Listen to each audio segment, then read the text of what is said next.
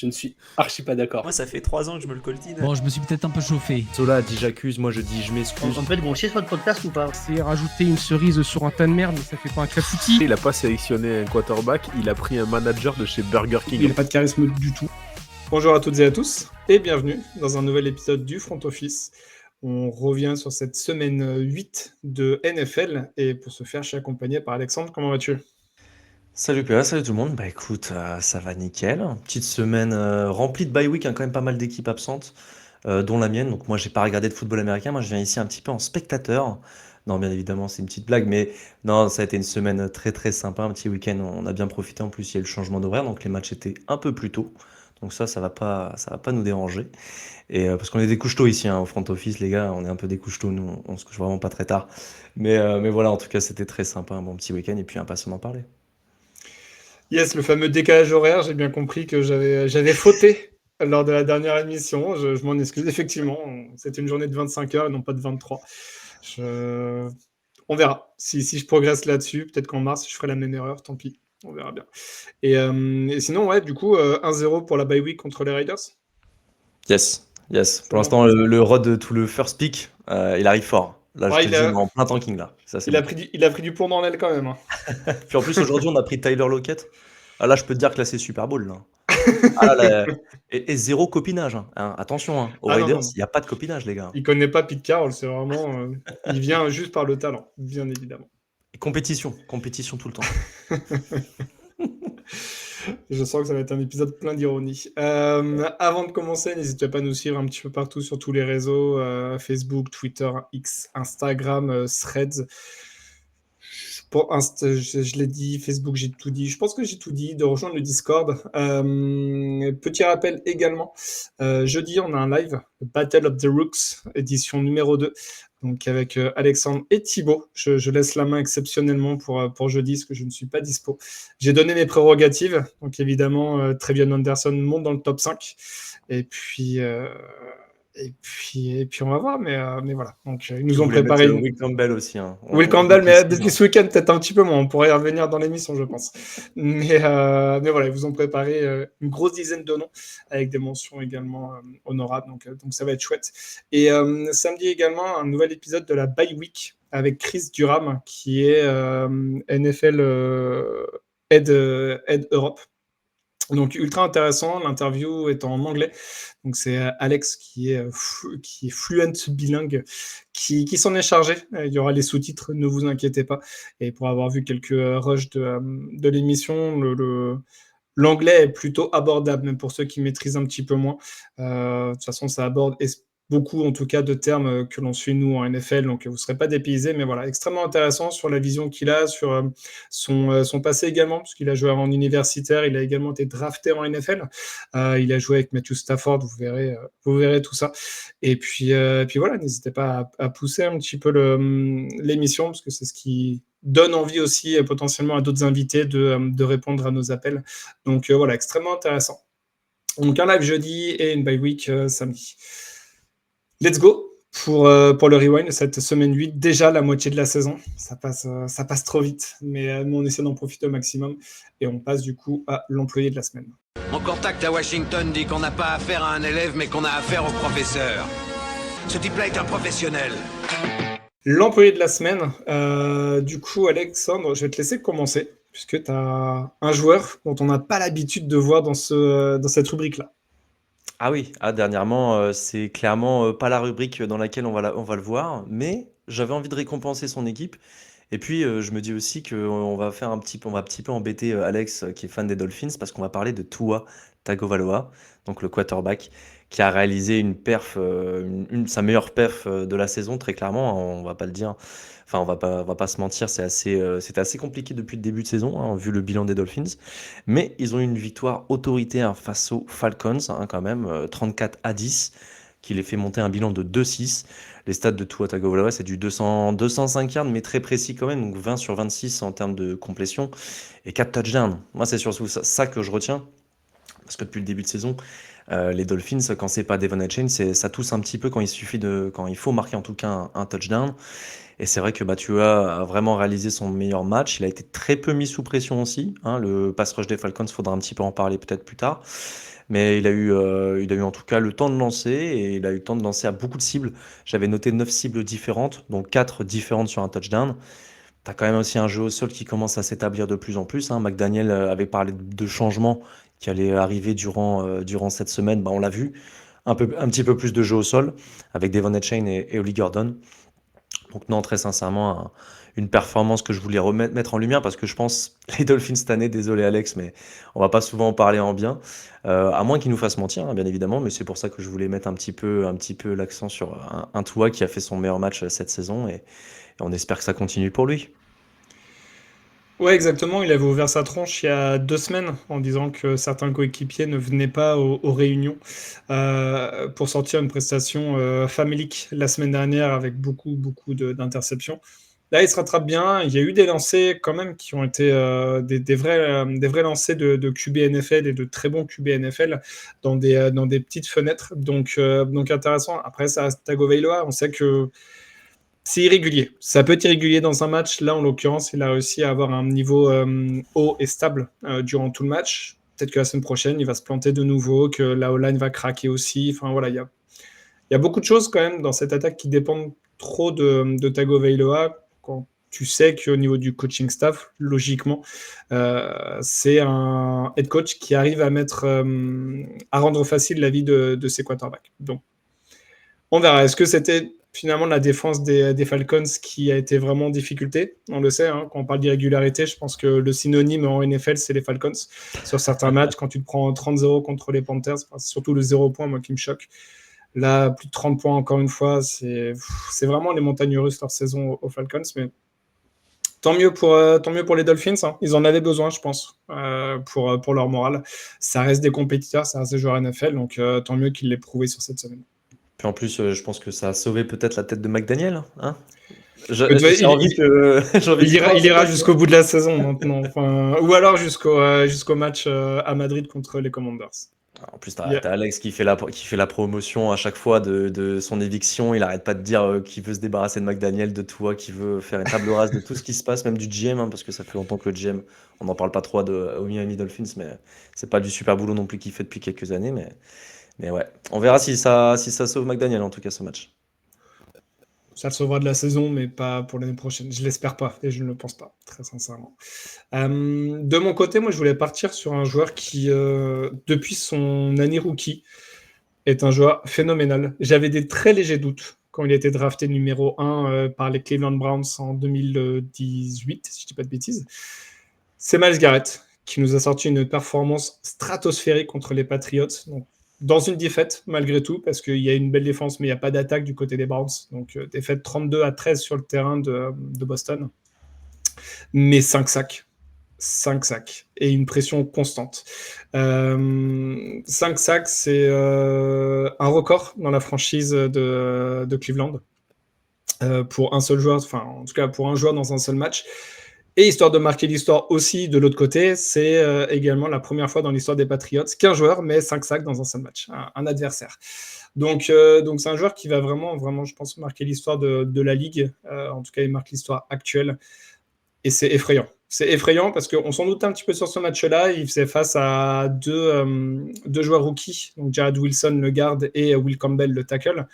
Il leur a fait la musique pendant tout le match, mais il a aussi changé de côté à un moment donné et il s'est retrouvé face à Moses et Onunu, qui sont quand même des vétérans, voilà, beaucoup plus établis. Bon, ça a été la même. Donc, juste monstrueux. En fait, ce joueur-là, tu peux essayer de le double-teamer. Tu ne peux pas l'arrêter, mais par contre, tu peux que le ralentir. Et quand il est à ce niveau-là, quand il n'est pas blessé, c'est probablement le meilleur DN de la Ligue. Je vais aller plus loin. Je pense que c'est le meilleur joueur de la ligue, tout poste confondu. Très sincèrement, le niveau de domination qu'il a aujourd'hui, pour moi, il n'y a personne qui va l'atteindre. On en parlera peut-être pendant les trophées de mi-saison, mais pour moi, il se place très clairement sur les trophées, même si la saison des Browns n'est pas facile, on va dire, et on sait que c'est en offense que c'est compliqué, et ben, il le savait en signant son contrat, Ouais.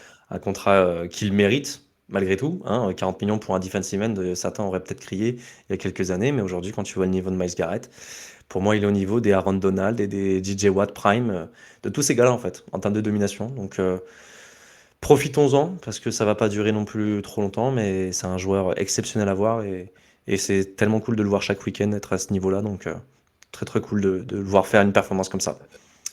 Et heureusement que les Browns sont dans leur équipe parce que ça aide un petit peu tout le jeu également aérien.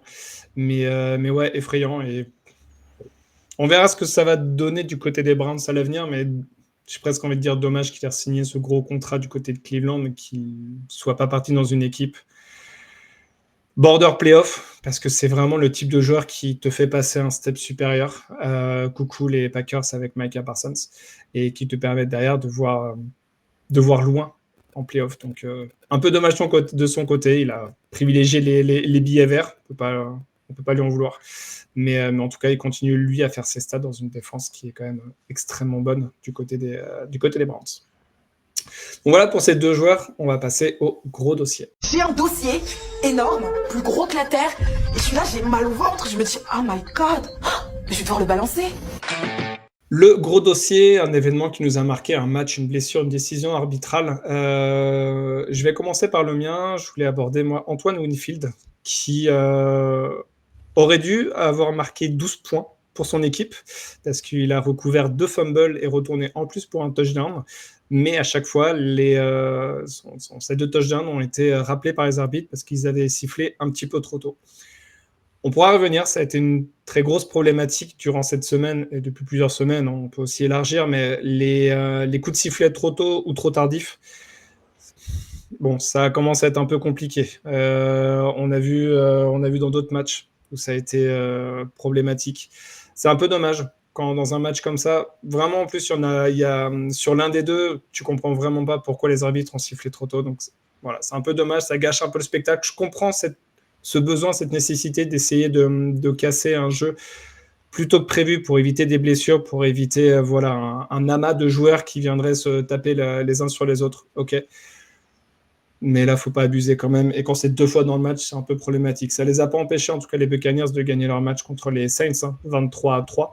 Ça a été plus compliqué que prévu, dû au fait, justement, de ces coups de sifflet un petit peu problématiques, je trouvais.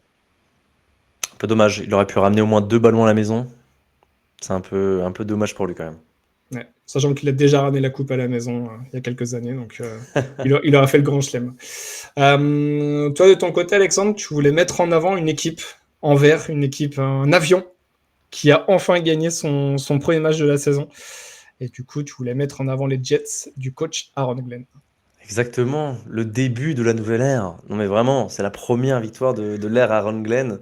Et je pense que les fans des Jets étaient quand même contents parce que bon, les bouillies de football qu'ils ont dû voir depuis le début de saison, c'était un peu compliqué. Il y a eu quelques matchs quand même serrés, je pense à celui face aux Steelers, où ils étaient pas loin de gagner. Et ce match-là ressemblait tout bonnement à un match un peu comme celui face aux Steelers, où ils sont pas loin, il y a des belles actions, etc. Mais les Bengals ont eu quand même une force de frappe, même avec Joe Burrow sur le flanc. Tu as quand même un Joe Flacco qui arrive à mettre un peu d'ordre dans la maison. Et cette défense des Jets qui prend quand même beaucoup de yards, beaucoup de points, c'est toujours un peu compliqué chaque week-end. Mais enfin, cette offense a su, on va dire, élever un petit peu son niveau de jeu. Meilleur match, je pense, de la saison de Justin Fields. Pour moi, il a été plutôt propre. Il a pris 0 sac. Il a arrêté de garder le ballon trop longtemps. 244 yards, je crois, à peu près, un touchdown. Au sol, toujours assez impactant. Et moi, c'est surtout le jeu au sol qui a été vraiment, pour moi, le dénominateur de cette victoire. Avec Brice Hall qui fait 133 yards et Isaiah Davis qui a un très bon complément derrière, qui fait vraiment un bon petit match lui aussi. À la réception, pourtant, tu te dis qu'ils ont perdu des Garrett Wilson, etc. sur ce match-là. Et il manque aussi Josh Reynolds qui a été sur hier. Donc vraiment, ils avaient beaucoup d'absents. Et ils arrivent à te mettre 39 points. Donc tu peux te dire déjà, est-ce que Garrett Wilson est la vraie solution? Est-ce qu'ils ont besoin de lui? Bon, non, plus de blague à part, mais je me dis qu'en tout cas, oui, quand même, ils en ont besoin. Mais sur ce match, visiblement, pas vraiment. Mais en tout cas, j'étais quand même content pour eux, pour les fans aussi, parce que bon, c'est pas une saison facile. Et pour Aaron Glenn, parce que c'est un bon gars, à défaut peut-être d'être un bon coach, c'est quand même un mec qui est attachant, et donc tu avais envie de voir une victoire de sa part pour pour lancer un petit peu, pourquoi pas, la saison des Jets. On verra s'ils vont remonter assez loin. Ils vont faire, on va dire, enchaîner quelques victoires. Ça, on le verra. Mais en tout cas, c'était cool de les voir gagner un match. Ouais, leur prochain match, c'est contre les Browns. Voilà. On va. Ils doivent être en bye week. Ils sont en bye week la semaine prochaine, pardon. Et après, dans 2 semaines, c'est contre les Browns. Parce que je voyais Tu vois, le match ils d'après, c'est abordent un la peu bye bizarre. week, tu vois. Bye week, t'arrives, t'es reposé, t'as gagné ton petit match. T'es content, tu vois. Là, tu peux arriver, l'esprit un petit peu plus détendu avant d'affronter les Browns. Ouais, bon, c'est bien de les mettre en avant. Maintenant, est-ce que c'est une victoire des Jets ou juste un choke et une défaite des Bengals?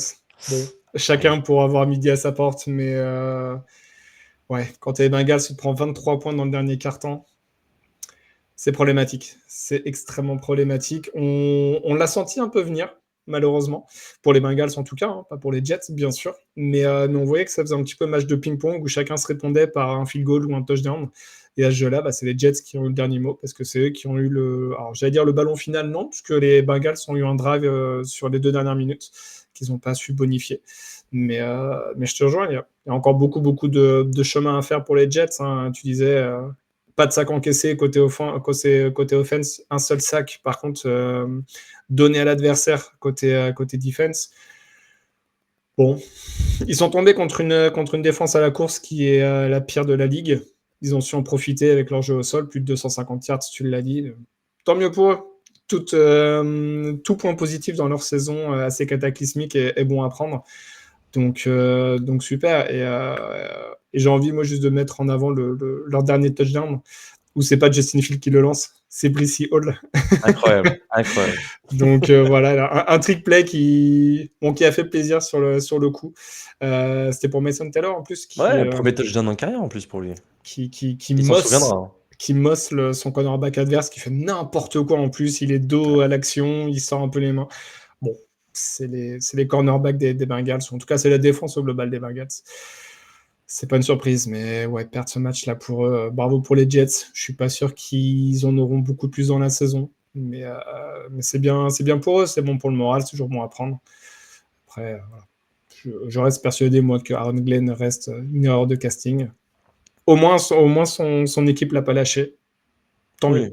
c'est Tant ça, mieux. c'est le Ils vestiaire. peuvent surfer là-dessus. Ouais. Le vestiaire est toujours pour l'instant derrière lui. Après, je pense de toute façon, l'objectif des Jets, on va pas se mentir, c'est d'aller chercher un quarterback assez haut à la prochaine draft. Ils sont en pôle pour être le first pick, même malgré cette victoire. Donc, très sincèrement, je pense pas Ils que ont ça été va vraiment. déplacés par les Saints. Ah, Les la cour. Saints, passent C'est les premiers, Saints. Ouais. ok. D'accord, je pensais Ouais. que les Jets étaient encore premiers. Mais en tout cas, je pense que voilà, ça va se battre jusqu'à la fin pour le top 3 de la prochaine draft. J'ai en tout cas du mal à voir un Justin Fields continuer à faire des perfs régulières comme celle-ci.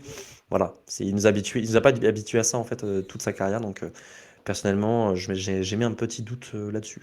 Ah ben, vu les déclarations en plus de propriétaires pendant la semaine là, ou la semaine dernière, ouah, c'est chaud. Au moins, tu peux dire qu'il lui a fait fermer la bouche ce week-end, tu vois. Oui, Belle exactement. réponse de Justin Fields, mais en plus, vraiment un mec ultra cool. Vraiment, t'as envie qu'il réussisse, ce gars-là, tu vois, c'est un vrai bon gars de vestiaire. Malheureusement, c'est pas le meilleur QB de la ligue, mais bon, voilà. On espère que ça va aller mieux, en tout cas pour lui, pour les prochaines semaines. Par contre, je regardais, petit aparté, sur le côté Bengals, il y a un truc qui m'a fait rire, moi, c'est est-ce que Joe Flacco s'est regardé autre part que chez Ja'Marr Chase? Parce Non. que là, je vois, il a 19 targets. 19 targets, 12 réceptions. Tu te dis, non, mais c'est bon, les gars. Et seulement Higgins, 91 yards hein, c'est pour, ça, pour Higgins, il a Chase. seulement deux targets, une réception, qui est une belle réception en plus pour un touchdown. Donc tu te dis, pourquoi tu vas pas plus le chercher?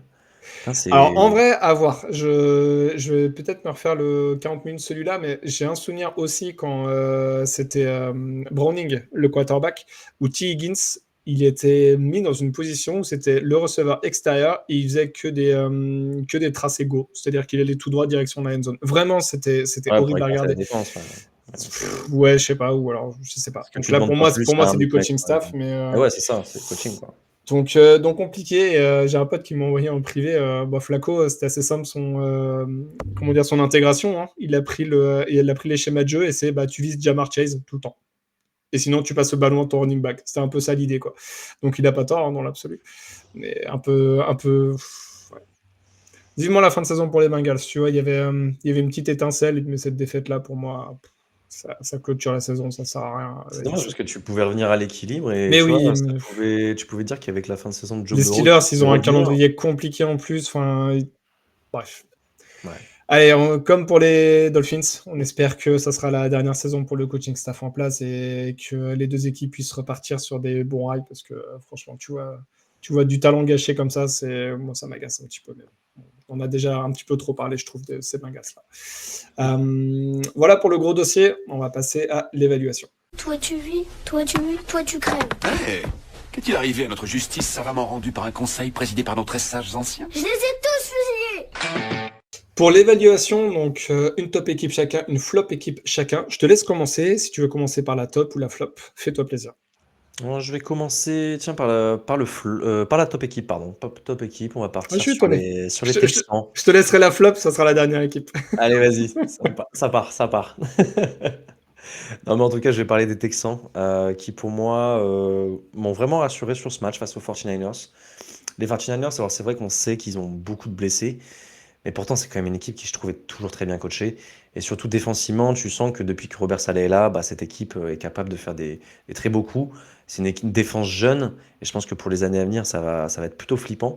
Et bon, c'est vrai que malheureusement, ils ont un peu les défauts de la jeunesse. Sur ce match, ça s'est vu, avec une défense qui a été un petit peu, malgré les tentatives de blitz et de mettre de la pression sur CJ Stroud, qui s'est fait un petit peu découper par ce dernier, qui a réalisé, je pense, un de ses meilleurs matchs de la saison, hein, 318 yards, 2 touchdowns, une interception en milieu de match, je crois.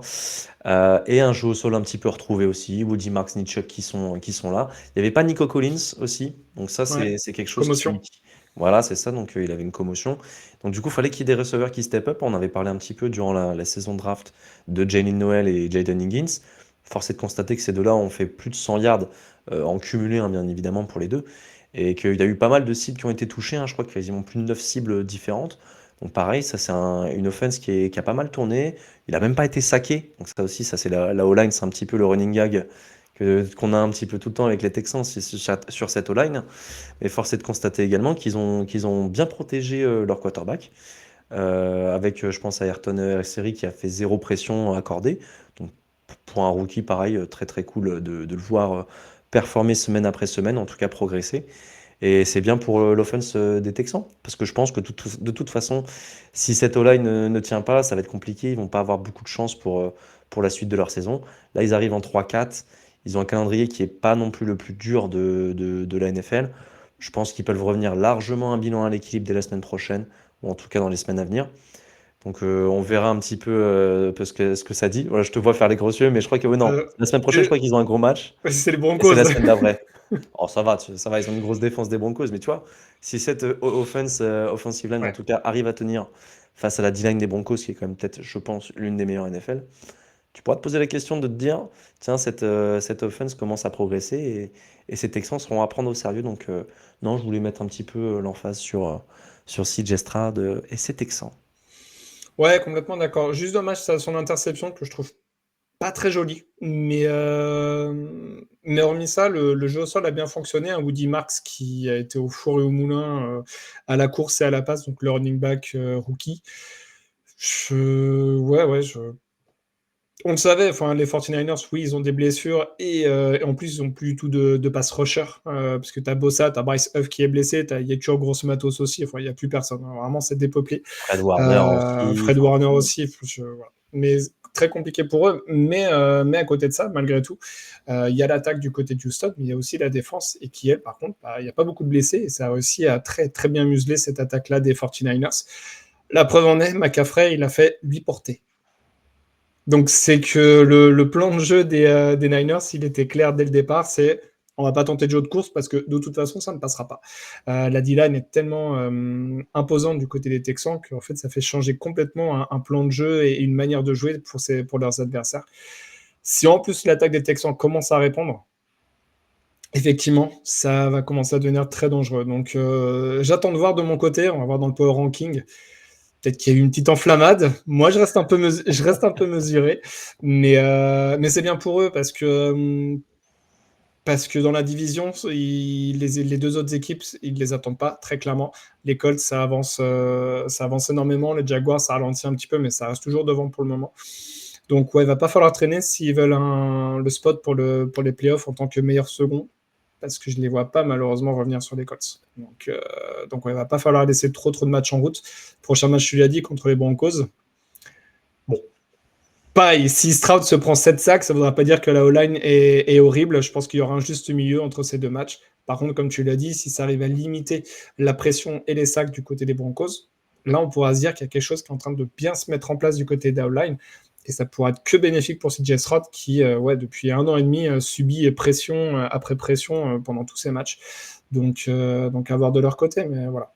Juste la petite interception qui me dérange, sinon son match il est extrêmement complet et très très bon. Donc annonciateur de bonnes choses, on l'espère du côté des Texans.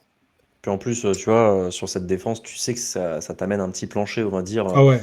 en termes de match. Donc c'est pas comme s'ils avaient une défense un petit peu moyenne NFL, c'est quand même une top 10 défense large, tu vois. Bon, large, top 3. Pour moi, Même, top 3. Quand même tu regardes le match de la 35, semaine dernière des Texans, ils mettent plus de la moitié des points, je crois, quelque chose comme ça. Enfin, c'est du délire absolu, quoi. Donc, oui, non, mais c'est très, très costaud. C'est top 3 défense de la ligue.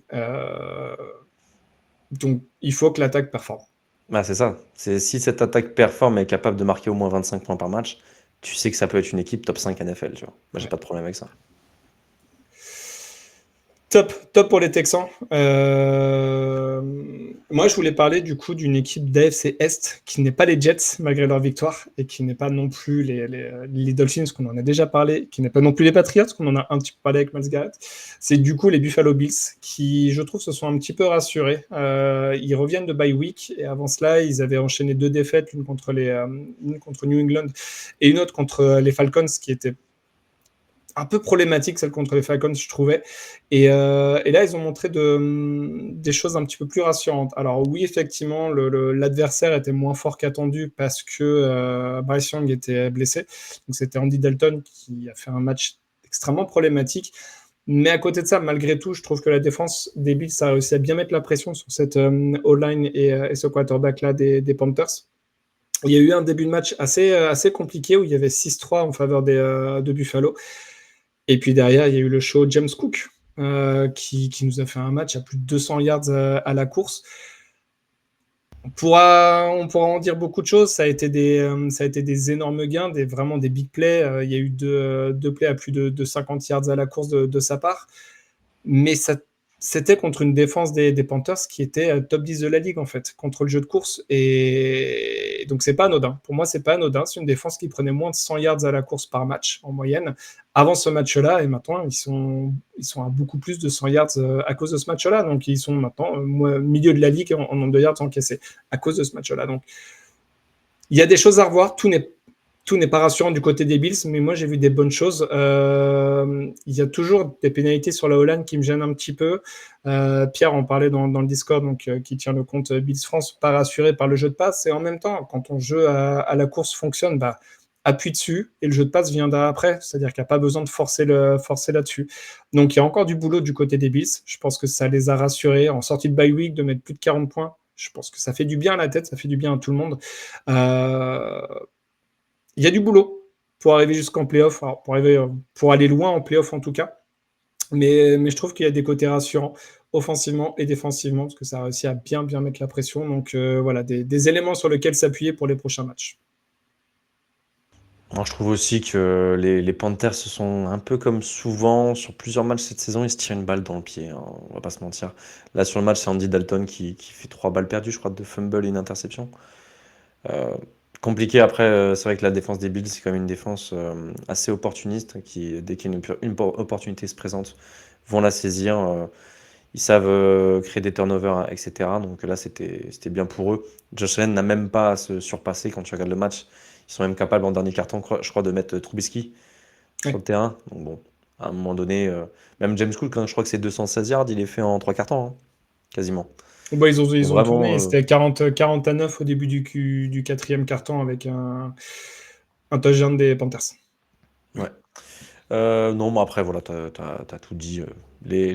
Pour les Panthers, c'est un match à oublier très clairement. Et puis, j'espère, je pense, le retour de Bryce Young. Ouais, je pense c'est que la ça. seule satisfaction, c'était McMillan, tu vois. La petite connexion de Dalton-McMillan, où il y a eu quand même 7 réceptions, 99 yards. Donc, ça, c'est toujours bien pour les fans des des Panthers qui, je pense, sont contents du pick Macmillan, hein. On en parlera jeudi un peu plus en détail, mais je pense qu'ils sont contents de ce pick. Non, mais je suis d'accord. Moi, j'ai plus voulu mettre les Bills en avant. Pour moi, il n'y a pas d'inquiétude outre mesure. En tout cas, il y a pas beaucoup de choses à retirer de ce match-là pour les Panthers. Il te manquait ton quarterback titulaire. Il y a eu aussi des blessés pendant le match, notamment sur la O-line. Tu as des joueurs aussi en défense qui étaient un petit peu blessés. Donc voilà, il fallait passer par là. C'était contre une équipe en sortie de bye week. Pour moi, il n'y a pas trop de choses à relever malheureusement sur ce match-là, hormis la défaite. Mais on verra sur les prochains matchs. Pas d'inquiétude outre mesure, juste des petites interrogations encore une fois de leur côté. Au niveau de ma flop équipe, parce que je te laisserai du coup parler de ta flop équipe, vu tout le mal que tu nous en as dit pendant le Power Ranking. Moi, je voulais parler des Vikings, donc c'est un match qui remonte un petit peu, parce que c'était le match du jeudi. Ils se sont pris une trempe monumentale sur le terrain des Chargers, donc 37-10. Ils n'ont pas vu le jour, et moi j'avoue que c'est un peu ma déception de l'année. Alors ok, il y a des problèmes de quarterback. On ne sait pas trop ce que vaut DJ McCarthy parce qu'il n'est jamais sur le terrain, il est constamment blessé. C'est un peu problématique depuis 1 an et demi, on ne va pas se mentir. Maintenant, il n'y a pas que ça. Il y a eu des changements pendant l'intersaison, notamment sur la O-line. Ils ont laissé partir leur centre Garrett Bradbury, qui était plus un centre orienté jeu à la course et moins bon sur le jeu de passe. Il s'avère en tout cas qu'aux Patriots, il fait largement le taf.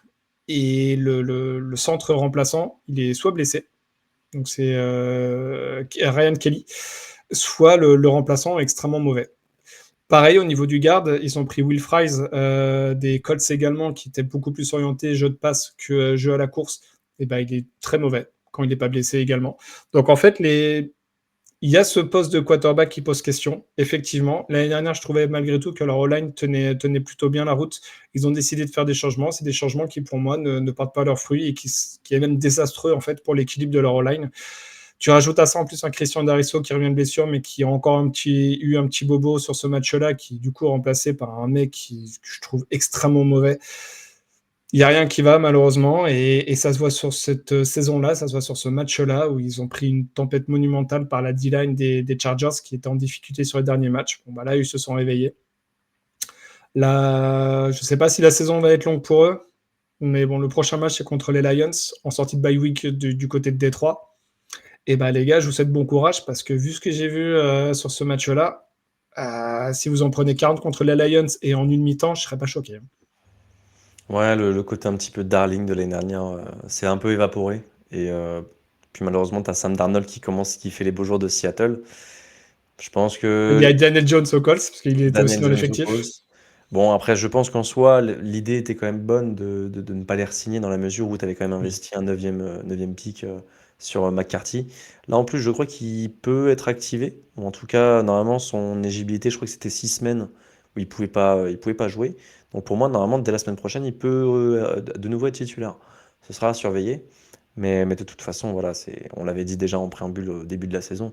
La saison des Vikings va être rythmée sur les performances de leur QB. Là, visiblement, Carson Wentz, c'était bien beau, mais c'est un peu fini, mon grand. Faut laisser la place aux petits jeunes. Et voilà, on va voir ce que McCarthy vaut, mais malheureusement, tu peux pas trop espérer grand-chose. Et tu te dis que des joueurs comme Justin Jefferson ou des Jordan Addison, voilà, c'est comme des joueurs qui sont des tops à leur poste. C'est compliqué pour eux d'exister, hein. Ils arrivent quand même à stater un petit peu, mais bon, ça reste minime. Le jeu au sol a clairement été un non-facteur sur ce match. Et voilà, pas grand-chose à ajouter. C'est face à une belle équipe des Chargers qui a bien tenu son game plan. Il n'y avait pas grand-chose à espérer sur ce match. Avec un super match de Kimani Vidal au sol, 117 yards en 23 portées et un touchdown. Mais ouais, je suis inquiet pour ces Vikings que moi je voyais haut cette saison. Et effectivement, le poste de quarterback, je pensais alors, je pensais pas déjà que McCarthy serait aussi régulièrement blessé, et je pensais justement que les schémas de jeu de O'Connell permettraient de faciliter le jeu aérien. Voilà, je me suis un peu trompé là-dessus, en tout cas pour le moment. Mais je le répète, je pense que c'est essentiellement aussi un problème de O-line. Après, voilà, c'est le GM et le coach qui ont fait ces changements-là, qui est pour l'instant catastrophique pour l'équilibre de cette attaque. Je vais te laisser, Alexandre. Je vais partir prendre un café. Je reviens dans 10 minutes. Je te laisse parler des Chicago Bears, qui est du coup ta flop équipe. Ouais, flop équipe, hein, on fait un petit running gag depuis tout à l'heure, mais c'est parce qu'en fait, pour tout vous dire en off, On a fait ce midi, je crois, on a fait un petit peu le power ranking pour faire un petit peu ce qu'on pensait, en tout cas des équipes qui avaient bien marché et celles qu'on allait descendre dans le power ranking, qu'on va vous présenter en fin d'émission. Et j'avoue, il y a eu un petit débat sur les Bears. Moi, j'étais très bas sur les Bears parce que je trouve qu'ils m'ont vraiment déçu. Du coup, on verra à quelle place ils sont dans le power ranking. Mais en tout cas, moi, je voulais en parler en flop. Parce que je trouve, face à ces Ravens qui n'avaient toujours pas Lamar Jackson, qui n'est toujours pas revenu de sa blessure, qui, je pense, va revenir jeudi prochain lors du Thursday Night Football. Ouais, mais il a été remplacé par Tyler Snoop Huntley, Pro Bowler, on rappelle. Le Pro Bowler Huntley qui fait un match tout à fait honorable, hein, on va pas se mentir. C'est un bon petit match pour un Tyler Huntley, hein, mais moi je trouve quand même que les Bears, voilà, l'offense des Bears en fait me déçoit énormément. Caleb Williams me déçoit énormément. C'est un joueur dont on vantait les mérites en sortie d'université et qui vraiment comment dire, nous fait pas kiffer, hein, vraiment, pour être assez simple, mais c'est vraiment nous fait pas kiffer sur son début de carrière. Il n'y a pas vraiment de match référence. Il y a toujours des moments de flottement où tu sais pas si la connexion avec ses receveurs elle est au beau fixe. J'ai l'impression qu'il y a que Romeo Dunze qui mange bien ou qui a un semblant de connexion avec lui. Par exemple, je me dis des fois, DJ Moore, il est toujours là, il arrive à se séparer de son joueur, il le regarde même pas. Enfin, je sais pas si c'est le game plan, si c'est Caleb qui voit pas le joueur. Pourtant, il y a des moments où il tient encore le ballon longtemps, mais tu te dis, quand tu regardes les cibles, hein, Luther Burden n'est quasiment pas utilisé. Colston Loveland, pareil, le premier tour, pas utilisé. Voilà, c'est des choses qui me déçoivent énormément. Et Ben Johnson, on a vanté aussi ses mérites à cette intersaison et depuis maintenant plusieurs saisons en tant qu'offensive coordinateur du côté des Lions. Pour l'instant, c'est insuffisant. Insuffisant, et pourtant, cette défense des Bears est capable de montrer quelque chose, quelques bonnes choses par-ci, par-là. Mais tout au long d'un match, c'est compliqué. Là, je pense dans le match, sur le début de match, tu peux les enterrer, les Ravens, au tout début du match. Tu peux leur mettre 14-0 si tu le sens, parce que, enfin, en tout cas, ça se passait plutôt bien. Les drives, t'arrivais à bien avancer. En red zone, tu commences à tousser. Derrière, c'est compliqué. Tu pars avec un 6-0 au lieu de 14-0 parce que tu mets que des field goals au début de match. Il y a un intentional grounding, donc une pénalité de 15 yards de Caleb qui te fait reculer aussi, qui t'enlève la possibilité d'avoir un bon field goal. Parce que derrière, je crois que Keiro Santos le loupe. Donc voilà, c'est plein de petites choses comme ça qui te font dire que cette offense des Bears, en tout cas cette équipe des Bears, est assez irrégulière. Leur bilan aujourd'hui, là, si je l'ai sous les yeux, je crois que c'est en 4-3, mais honnêtement, je trouve il est assez trompeur. Parce que pour moi, je me rappelle encore du match face aux Raiders qui doivent jamais gagner. C'est le Raiders qui le donne parce que tu as un Geno Smith qui s'est transformé en Père Noël avant l'heure. Mais voilà, je suis très déçu des Bears pour l'instant. Je me les attendais bien mieux cette saison. Et pour moi, il y avait vraiment la possibilité d'être encore meilleur. Et là, sur ce match, tu te prends 30 points face à cette attaque avec Tyler Huntley. Content pour les Ravens, hein, parce que eux, ils mangeaient un petit peu des plats, enfin, en tout cas des matchs pas folichons ces derniers temps. Et là, sur ce match, je pense qu'ils ont été contents de voir qu'ils peuvent gagner sans Lamar. Ça faisait depuis 4 ans, je crois qu'ils n'avaient pas gagné sans Lamar. Mais les Bears, il faut se remettre en question, et vite.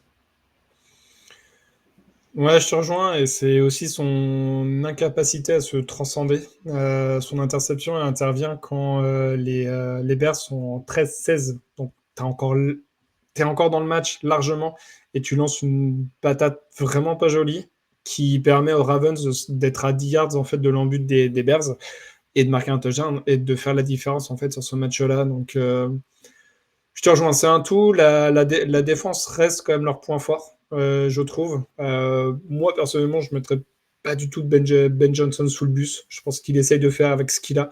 On connaissait les limites de lecture de Caleb Williams, notamment sur les tight ends. C'est pour ça que d'autant plus on était surpris du choix de Loveland à la dernière draft. On voit que ça ne matche pas. Sauf vraiment sur des schémas de jeu vraiment dessinés et sur lesquels Loveland doit être la cible prioritaire. Sinon, il ne vise jamais son tight end. C'est effrayant. C'est censé être la soupape de sécurité d'un quarterback jeune. On le répétera jamais assez. Et lui, il en a deux très bons quand même. Kmet qui était blessé, certes, mais Loveland, vu ce qu'il a prouvé en universitaire. Je pense sincèrement que Johnson va en avoir marre et très rapidement. Et la fanbase des Bears également. À voir ce que ça peut donner, mais si tu dois encore tourner la page à nouveau d'un quarterback, alors il est en contrat rookie, donc je pense qu'il ira jusqu'à terme, au moins ces 4 premières années, sauf s'il trouve un partenaire de trade, mais ouais, c'est dommage. On a vu quand même des bonnes choses sur les 4 dernières victoires. Tu parlais effectivement de la victoire contre les Raiders, il y a aussi une contre les Commanders qu'ils arrachent aussi à la dernière seconde. Enfin voilà, tout ce que tu veux, mais ça reste des matchs où tu sens que l'équipe elle est en phase et qu'elle a envie. Et c'est ce qu'on a vu par exemple avec les Jets pour en avoir parlé tout à l'heure. Là, ouais, c'est un peu dommage. C'est un peu dommage que cette défense-là des Bears qui fonctionne très bien ne soit pas aussi bien supportée par l'attaque qui devrait tourner un petit peu mieux. Quand tu vois les joueurs qu'il y a, un DeAndre Swift qui a disparu là depuis 2 semaines alors qu'il faisait des super matchs avant, tu comprends pas trop.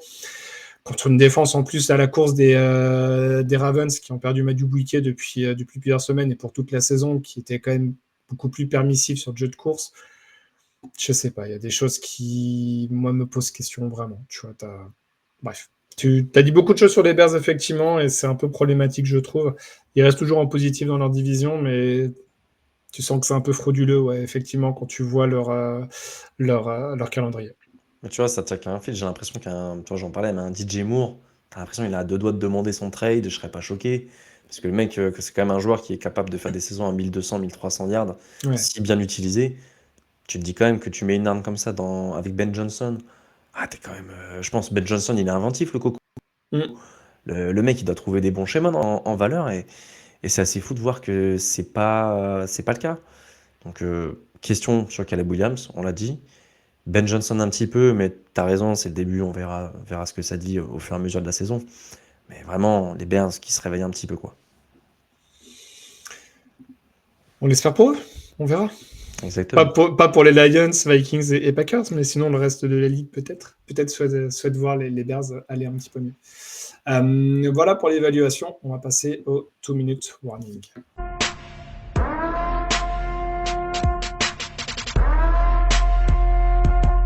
Le 2-minute warning. Donc on va revenir sur les matchs que l'on n'a pas abordés. Voilà. N'hésite pas à dire un mot ou deux sur certains éléments. Je pense qu'il y a un match, j'ai un petit peu zappé d'en parler dans le gros dossier. On va un petit peu en parler dans le 2-minute warning. Donc les Chargers qui ont gagné contre les Vikings, on l'a évoqué 37-10. Les Dolphins qui ont gagné contre Atlanta 34-10. Les Jets qui ont gagné contre les Bengals 39-38. Les Patriots qui gagnent contre les Browns 32-13. Les Eagles qui gagnent contre les Giants 38-20. C'est sur ce match-là où je voulais qu'on s'arrête parce que j'ai oublié d'en parler dans la partie gros dossier quand on parle d'un événement qui nous a marqué. Je pense qu'il y a un événement qui nous a tous beaucoup marqué, c'est la grave blessure de Cam Skattebo qui s'est fait arracher la cheville, on peut dire ça, qui tenait par pas beaucoup de choses, je pense, un bout de peau et pas beaucoup plus. Dramatique pour ces Giants là-dessus, et d'autant plus dramatique que ça vient sur un hip drop tackle qui est censé être interdit en NFL maintenant et qui n'a pas été sanctionné. Alors, je ne remets pas du tout en cause le Zach Bone ou quoi que ce soit, c'est juste un fait qui n'a pas été sifflé sur ce match-là et qui blesse très gravement l'un des meilleurs joueurs des Giants en attaque. Ouais, non. Franchement, tu vois en plus la réaction de Jackson Dart qui est dépité, tu le vois gueuler derrière sur l'action. Enfin, honnêtement, et je comprends la réaction parce que tu te dis que c'était un peu. Ça commençait à ressembler un petit peu à l'âme de cette équipe en attaque. Les deux, le duo, ouais. Le duo, tu vois, vraiment, il se complétait super bien. Et en plus, il venait de marquer un touchdown en plus à la réception quelques minutes avant. Donc, c'est terrible. C'est le lot des blessures, malheureusement, en NFL. J'espère vraiment qu'il va revenir l'année prochaine. Et que ça va pas trop le condamner, on va dire, en tout cas, parce qu'on sait que c'est compliqué sur ce genre de blessure. Mais vraiment, ouais, ça nous a un petit peu niqué, on va dire, le week-end, en tout cas, sur ce match-là. C'était un peu compliqué. Ça nous a tous un peu choqués, ouais. Les journalistes américains ont bien dit, attention, image un petit peu qui peut faire mal au ventre, comme on dit. Mais effectivement, bon. Dommage pour ces Giants qui montraient enfin un peu de signes de vie. Donc, on verra sur les prochaines semaines qui prendra le relais. Mais dommage pour eux. Saison maudite. Un peu, ouais. Giants. On peut en parler, mais il y a des équipes qui prennent des blessures. Eux, c'est les blessures, les faits de match, tout ce que tu veux, parce qu'en plus dans le match, on n'en a pas trop parlé, mais il y a le fumble qui est pas donné aux Giants, Sur le enfin à touche des Brian Eagles, Burns, sur le touche-push des Eagles en dernière tentative. Enfin bon, bref, il y a beaucoup de choses qui vont pas. Le 19 points qui sont remontés en tout cas des Broncos de la semaine dernière en dernier quart-temps. 33. Enfin, 33, pardon. 33, Enfin, 19 points, parce qu'il y a 19-0, mais ils se prennent 33 points dans le dernier quart. 19-0, c'est ça, mais en tout cas, ouais, bref. Enfin, les Giants, très compliquée, équipe un petit peu maudite sur cette saison, malheureusement. Mais on espère que ça va aller mieux pour les prochaines Pour semaines. l'instant, il n'y a pas de blessure en défense.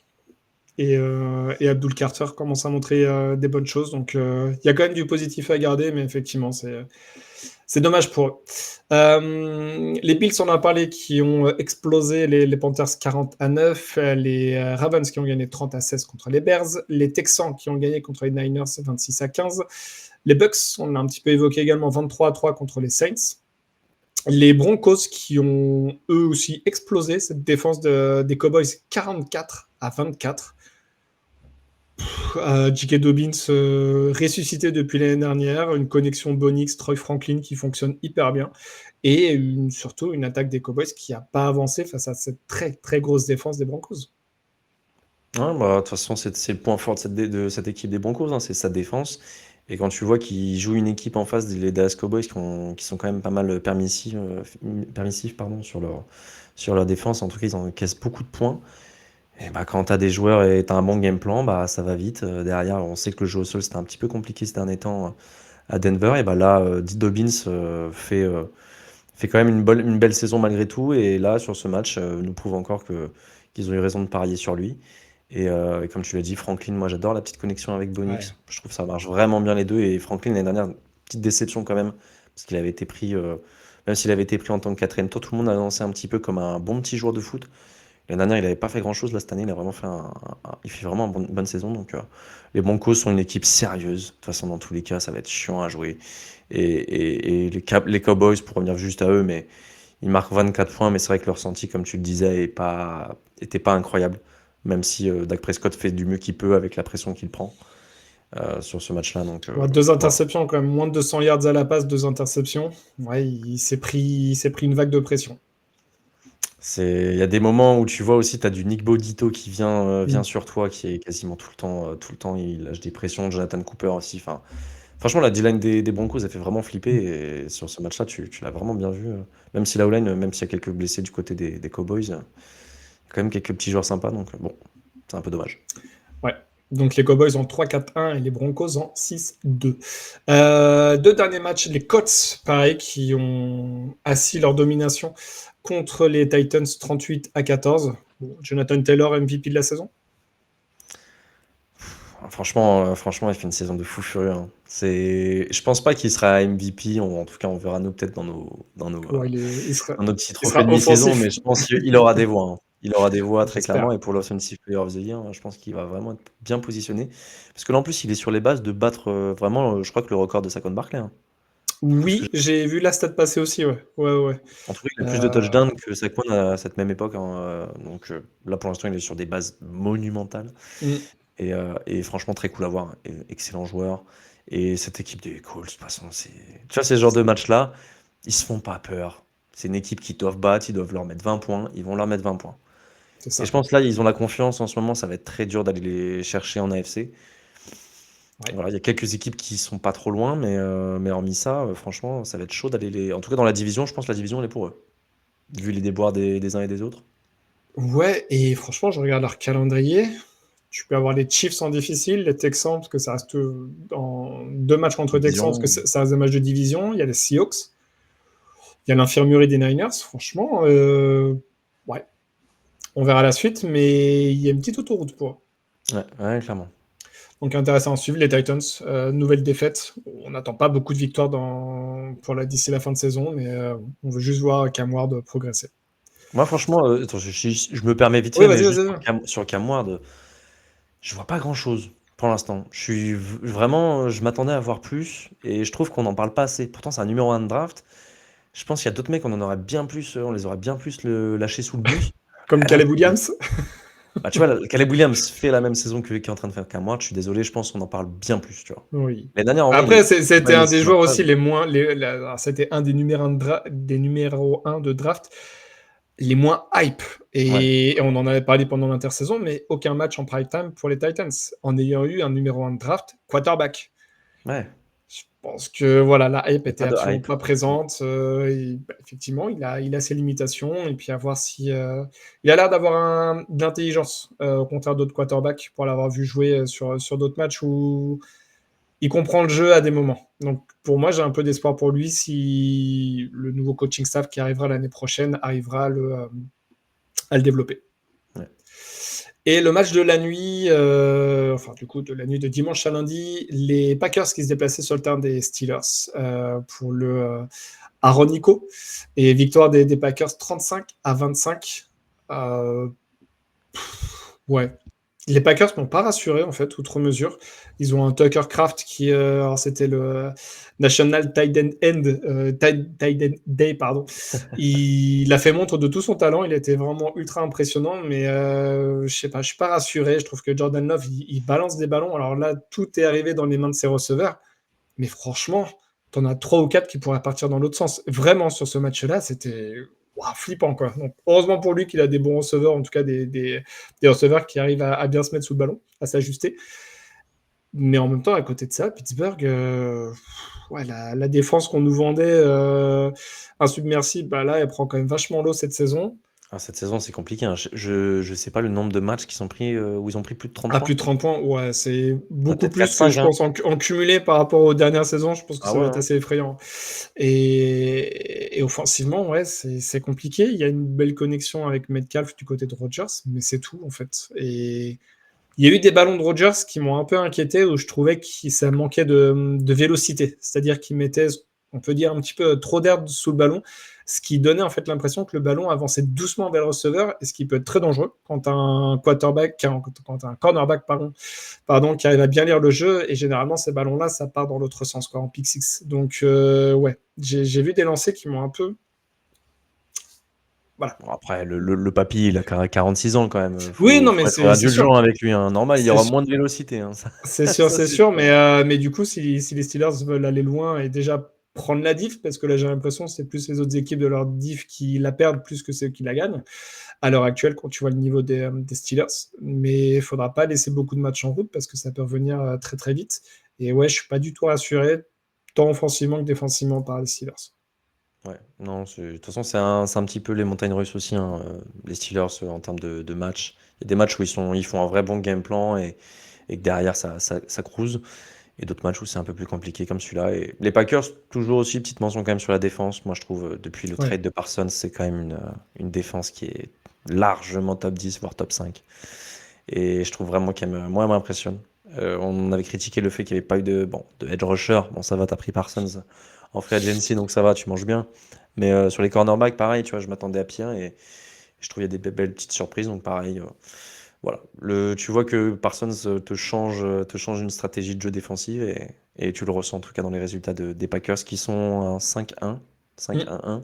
5-1-1. Je crois, une des 2 seules équipes en une défaite avec les Colts. Avec les Colts, ouais. Ouais, c'est ça. Donc attention aux Packers, parce que même si offensivement c'est un peu compliqué, tu as un plancher défensif qui est très solide, donc derrière, tu te facilites la victoire finale à la fin.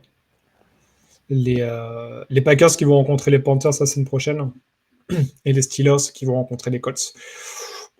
On est sur 2 matchs radicalement opposés, je pense, pour ces 2 équipes. Voilà. Bon, après, si tu parlais en début de saison, je pense qu'Alex avait les Panthers devant les Colts, hein. C'est possible, c'est possible. C'est sûrement possible. Comme beaucoup d'entre nous, d'ailleurs. Voilà pour ces matchs-là. Au niveau du classement des pronostics de la team front office, bon, il y a une semaine compliquée pour Alex et moi. On a fait 7 points chacun, quasiment tous à 8 points. Et sinon, Doug et Trey qui ont fait 9 points. Donc ça rééquilibre énormément ce classement-là. On a Doug et Anto qui sont à 78 points. On a Trey, GG, Guilty, Alex à 75. On a Thibaut et moi-même à 74. Et on a Alexandre qui porte fièrement le blason de son équipe des Raiders, qui perd énormément, qui est donc dernier de notre ligue à nous. Bravo Alexandre, on t'applaudit. 71 points, je crois, c'est ça. 71, ouais. Ah, mais j'ai fait 8 ce week-end. Je crois que j'ai fait 8. T'es pas le pire, mais t'es pas le meilleur. T'es médian, Non, on mais appelle ça. vraiment, j'ai 2 ligues de pronos, je suis cata. Cette année, je suis cata sur les pronos. Là, en plus, c'est les Bengals là, qui me chient dans la colle. Donc, non, c'était compliqué. Là, c'est compliqué. Je te rejoins. Je fais le fanfaron, mais j'ai fait moins de points que toi sur cette semaine-là. Donc, il va falloir se reprendre tous les deux. Ouais, c'est ça.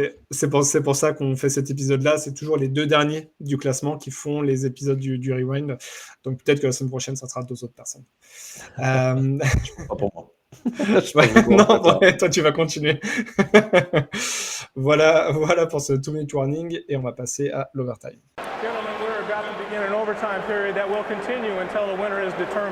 Oui, mais dépêchons-nous, je n'ai que quelques heures. 2-minute warning qui a donc duré 10 minutes.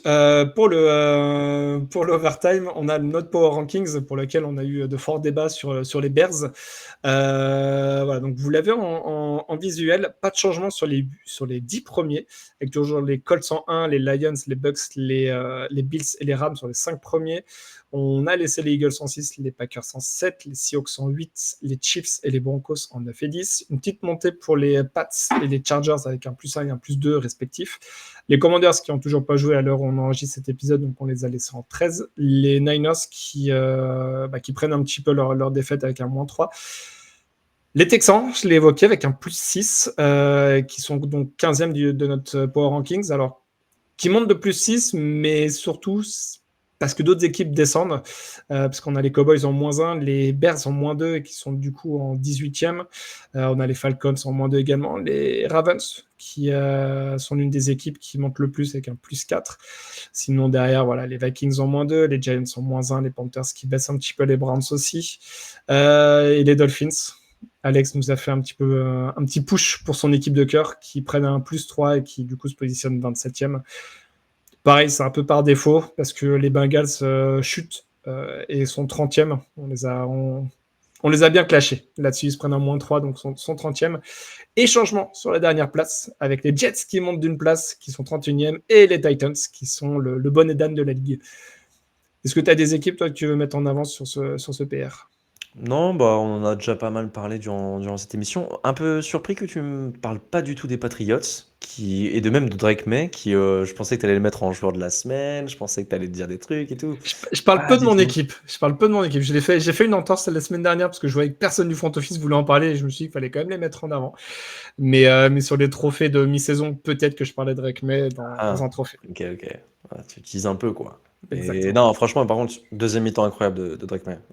On en parlera un peu plus en détail dans les prochaines semaines, comme tu dis dans la prochaine émission, mais les Patriots commencent à être bien sérieux, en tout cas. Ouais. Donc à voir comment on parlait, les Texans, à voir si la O-line tient. Peut-être qu'il y aura une petite baisse parce que le match contre les Broncos, on verra. On attend le match également de la nuit, les Commanders qui vont rencontrer les Chiefs, à voir qui va gagner ce match-là. Et il y aura sûrement possiblement en tout cas des petits changements sur notre power ranking. Mais voilà en l'état. Quelques montées, quelques descentes, et puis vous aurez de toute façon sur tous les réseaux, Twitter et Instagram notamment, notre power ranking final de cette semaine 8 avec du coup le dernier match de cette semaine et du coup les meilleures montées et les plus belles descentes. Voilà pour ce rewind de cette semaine 8 qui a été riche en événements quand même, je trouve. Je rappelle du coup tous les réseaux, donc Twitter, Instagram, suivez-nous un petit peu partout, de rejoindre le Discord @le front office. On a la chance, on a le nom sur toutes les plateformes, on a le même nom sur toutes les plateformes, donc ça c'est bien. Bravo à Alex et à GG quand ils ont créé le podcast, d'avoir fait tout ça. Je rappelle le live du coup du jeudi, la deuxième épisode de Battle of the Rooks avec du coup Alexandre Thibault. On va aborder certains joueurs qui sont peut-être blessés maintenant, donc on voulait les mettre en avant qu'ils disparaissent un petit peu pendant un certain nombre de semaines. Mais voilà, il y a peut-être des joueurs qui vont intégrer le top 5 et d'autres qui vont en sortir. C'est ça. Je tease un peu. Il y a eu un petit peu de changement, ouais. Il y a eu un petit peu de changement, donc ça va. Tant mieux. Il y a des choses à dire. Tant mieux. Et je rappelle également donc, la bye week avec Chris Durham, qui fait partie de la NFL Europe, qui a été ancien joueur de NCAA et de NFL également. Donc, interview en anglais par Alex. Donc n'hésitez pas, ça sort samedi sur YouTube et Spotify, parce que Spotify, il y a également l'image, si vous voulez voir nos têtes, qui est la vidéo qui est sur Spotify. Donc voilà, vous pouvez écouter sur les deux plateformes sans aucun souci, et toutes les autres plateformes d'ailleurs. Alex, merci beaucoup. Merci à toi, c'était très sympa. Si on ne se revoit pas d'ici là, peut-être sur la preview, on verra, mais sinon on te retrouve, comme j'ai dit, jeudi soir pour le live 21h01 avec Thibaut. D'ici là, portez-vous bien, bonne écoute le matin ou le soir selon l'heure à laquelle vous nous écoutez, et vive le football.